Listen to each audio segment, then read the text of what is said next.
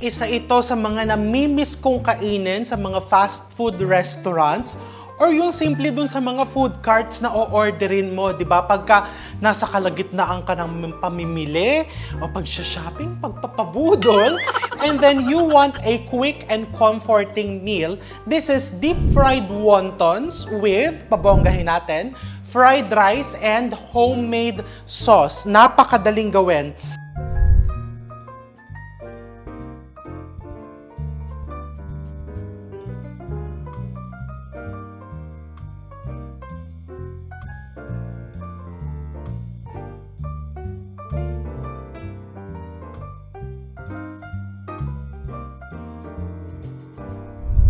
So first, I have here ground pork, no?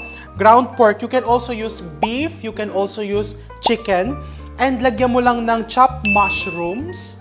Optional yung chopped mushrooms. This is spring onions, chopped. 1 piece of egg as a binder. This is flour or cornstarch, also as a binder.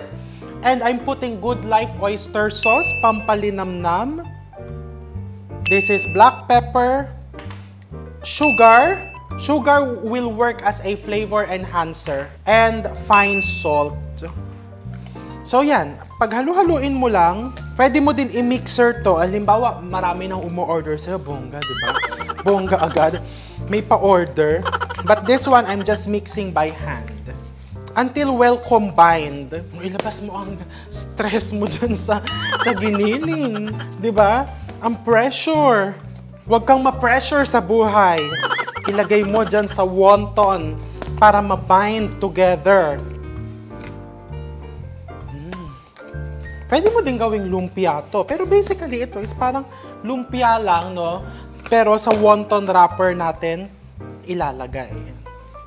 Okay, that's it. Pag nakita mong halong-halo na siya, meron ako ditong wonton wrapper. Kaya ko to nilalagyan ng tissue. The tissue is a little bit wet para hindi siya basta-bastang maging dry.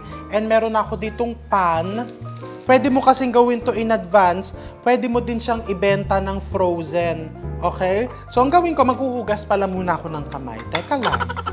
Okay, naghugas lang ako ng kamay para walang dumikit na mga meat pieces dun sa labas ng wonton. So basically, tinatanggal ko na ito nasa ibabaw kasi na-dry siya.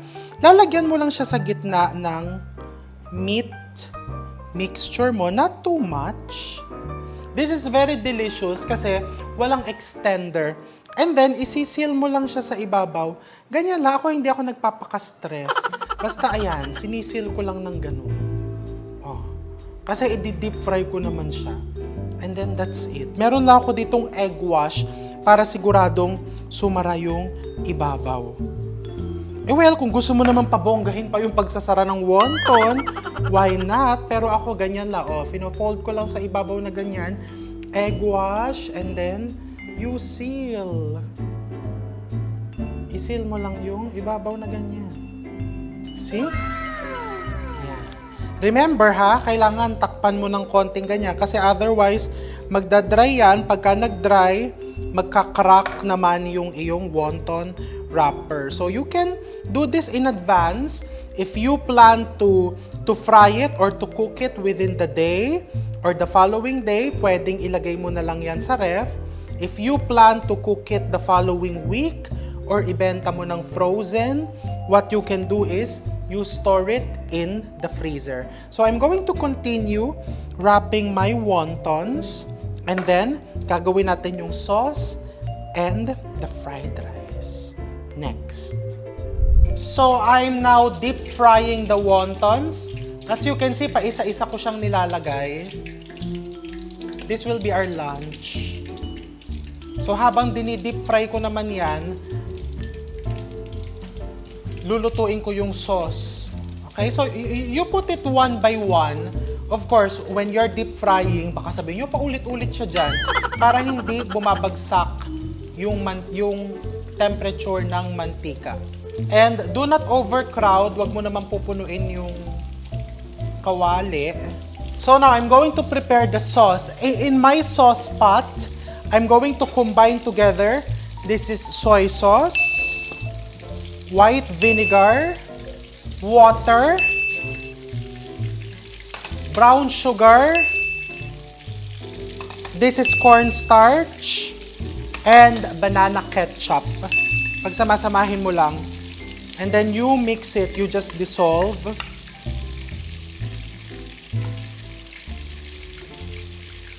And then you bring it to a boil hanggang lumapot. And then I'm going to season it with black pepper, sesame oil, and my secret. Naglalagay ako ng konting Chinese 5-spice. Oh, look at the wontons. So ito yung nagka-crave ka ng Chinese food or comfort food but you don't have the time. O diba? On a weekend or kapag ka hindi ka busy, magbalot ka na niyan. I-freezer mo, put it in nice containers, and then whenever you crave, ibato mo lang dyan. And then the fried rice that we're going to do is just a very, very simple fried rice. Para tong sweet and sour sauce na medyo mas darker. Alright, now it's boiling. Alright, look how nicely thick it is. Alright, pagka lumapot ng ganyan, what I'm going to do, I'm going to put just a pinch of 5-spice powder. Pinch lang. Chinese 5-spice powder. Ganyan po ang itsura niyan. And then, splash of sesame oil, Good Life sesame oil. Just a splash.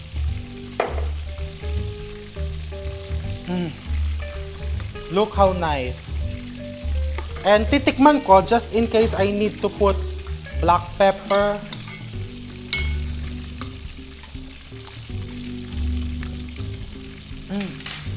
So good. May mga bagay na hindi na pinapaltan, hindi na binabago. The sauce, ayan na yan. So, let's check this. Medium flame lang po ito because you want to make sure that hanggang loob is lutong-luto, no? Minsan kasi nag-brown na yung labas, tapos yung loob is hilaw pa. Okay? And then, iniinit ko na yung aking, hahanguin ko na muna ito maya-maya. Yan. I think this is perfect. Okay? The wontons. Perfect na appetizer at syempre, perfect din with rice. Then you salang another batch before I start with my fried rice. Okay, yan. Now, let's move here for the fried rice. So, mainit na yung aking wok.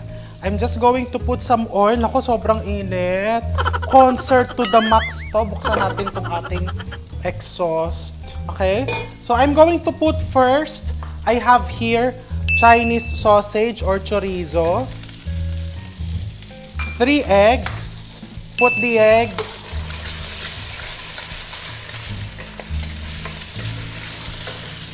And then I have here vegetables, carrots, cabbage. Ano ba to?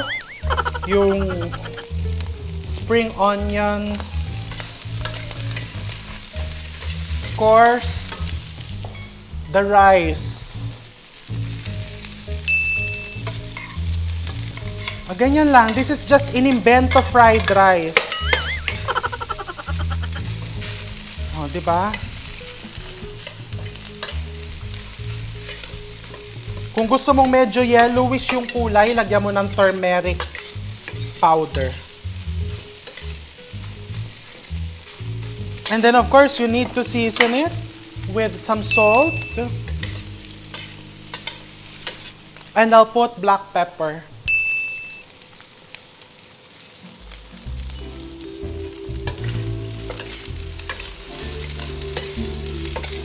Kung wala kang chorizo, pwede namang ham.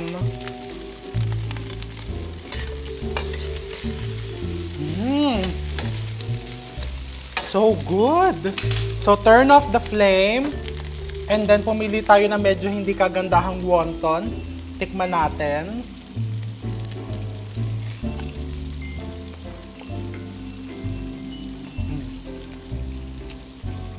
It's so perfect with the sauce. Eto, malapit na din. So, I guess, ayan, pwede ko na siyang tikman. Hindi na ako makapaghintay. So, wonton rice, parang ganito yung style na gagawin mo. You just put rice here. And then, maglagay ka lang ng wonton sa ibabaw. Di ba, ganyan lang yun, yung pag bumibili ka and then you just put sauce. Ganun lang kasimple. Nothing pretentious, nothing social, pero ultimately delicious.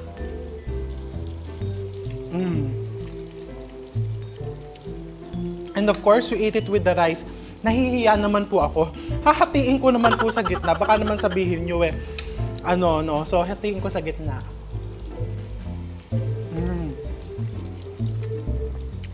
You will see that the inside is still very moist.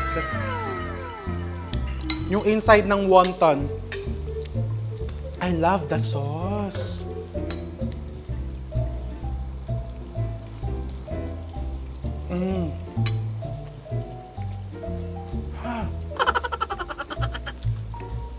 Mainit.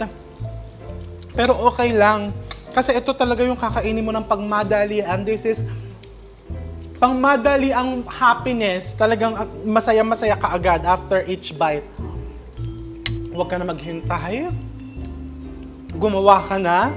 And make yourself and make the people around you extra happy. Happy cooking and I'll see you soon. I'll keep on eating. Take care.